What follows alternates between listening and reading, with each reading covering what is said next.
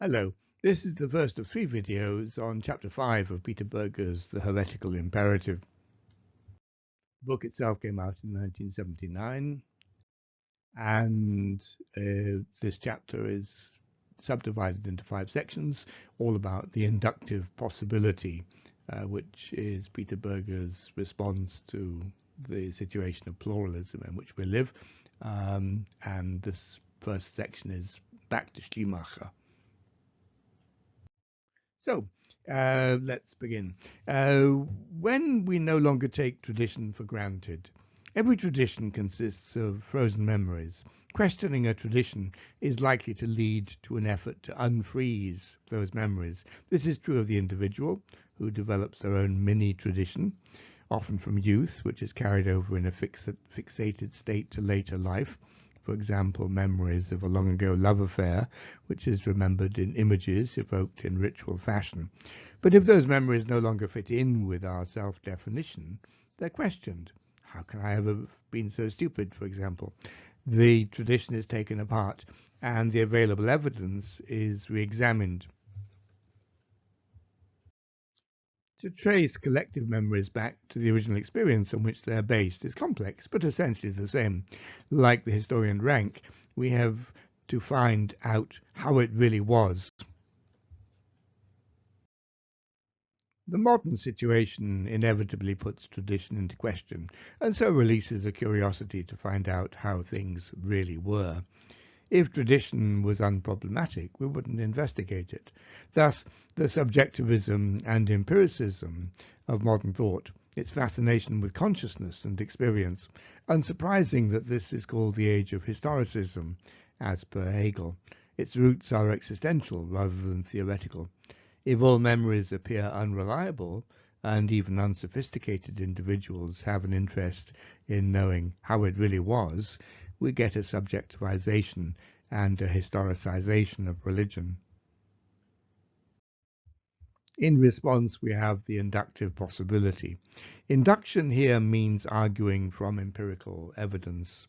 That means 1. Taking human experience as the starting point of religious reflection, and 2. Using the historical method to uncover those experiences embodied in religious traditions. From this standpoint, liberal Protestant theology is well marked by both of these, so should be of interest even to those outside the Protestant tradition as a possible model for thinking about any religion. Protestantism underwent this process of calling tradition into question earlier and more thoroughly than any other religious tradition, simply because of its intimate relationship to the genesis of the modern world, not because of any defects or superiority. Thus, Protestantism also provides the best illustration of a third possibility of coming to terms with the heretical imperative. So this is compared to the previous 2 chapters. Now let's go back to Schleiermacher.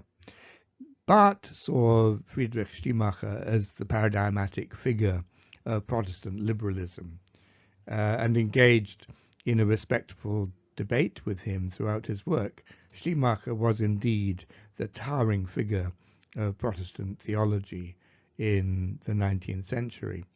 In Berger's chapter, he makes particular reference to 2 of Schleiermacher's works. First, on religion, Speeches to the Cultured Among Its Despisers, which came out in 1799, and secondly, The Christian Faith, which came out in 1821. The first made him rapidly famous, the second, a systematic reflection in maturity. Schleiermacher was a great revisionist, and Protestantism has a built-in revisionist tendency. But when Protestant reformers first rejected Rome and revised current tradition on the basis of Scripture, they had to look at the sources of Christianity. They upheld the right of conscience in defying traditional authority. So both subjectivism and historicism are closely tied to Protestantism. Schleiermacher used this approach to oppose the 2 dominant forms of 18th century Protestant thought. rigid orthodoxy on the one hand, and Enlightenment rationalism on the other. Scholars argue about the most important influences in Schleiermacher's work, but they certainly included pietism, with its stress on personal religious experience. Schleiermacher himself was a Calvinist, but raised in pietist schools. Romanticism, with its emphasis on feeling. He was a close friend of Schelling. And Kantian philosophy, with its stress on the limits of reason and the quest for a priori essences of things.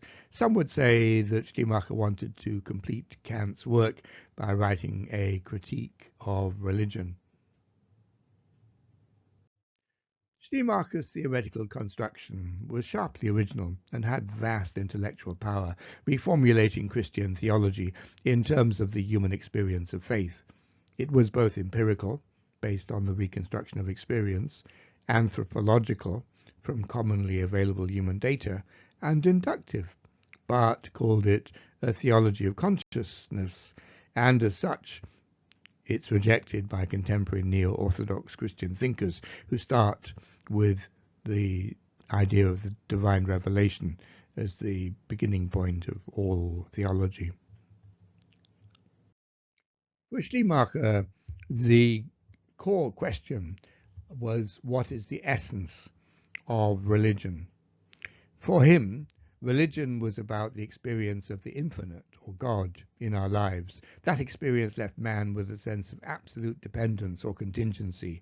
It was the awe which lay at the heart of the religious attitude. That, not theoretical speculation or moral preachings, were the center. Doctrines and moral maxims resulted from reflection about the experience and its practical application, but they were only the outer garb of religion, childish pursuits, if you will. Schleiermacher has been criticized as being the predecessor of the reductionist Feuerbach, but that is unfair. Their methods were the opposite of each other.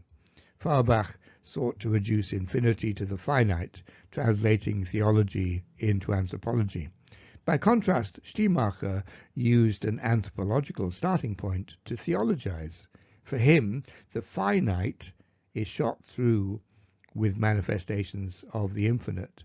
The world was full of signs and intimations of the intimate, even in the most common events. The empirical universe was a symbol of the infinite and was permeated with its reality. Schleiermacher's concept of revelation shocked the Orthodox.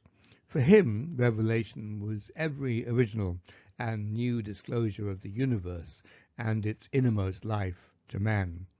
In his 1821 lectures, he refers to an immediate self-consciousness in religion. This is an expression of something beyond the self, so it's not purely subjective. The individual feels himself utterly dependent on the other reality.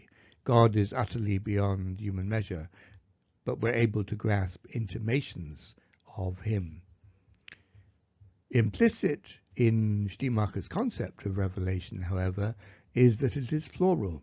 There is no once and for all understanding as per Orthodox belief. This pious self-consciousness is expressed collectively in pious communities, of which the Christian Church is only one. Schleiermacher was aware that this view was problematic for any Christian, or for that matter, any believer in a specific revelation. For him, religious experience became embodied in a human community, and thus logically there are many communities of faith. The multiplicity of religious forms is the natural consequence of religion's core experience, not that all forms are equally valid or to be regarded as only interim manifestations of the divine. The Enlightenment notion of a common, universal, natural religion was a pale abstraction and empirically inadequate to describe concrete religious forms. But how can we assess the validity of any particular religious form and the revelation it purports to embody? Schleiermacher proposed that every religion should be traced back to its experiential source, regardless of whether it has since degenerated into empty rituals and abstract theories. This requires us to discover its historical and phenomenological roots, its original inner fire, and so enables us to assess whether it is nearer or further away from the core experience of God.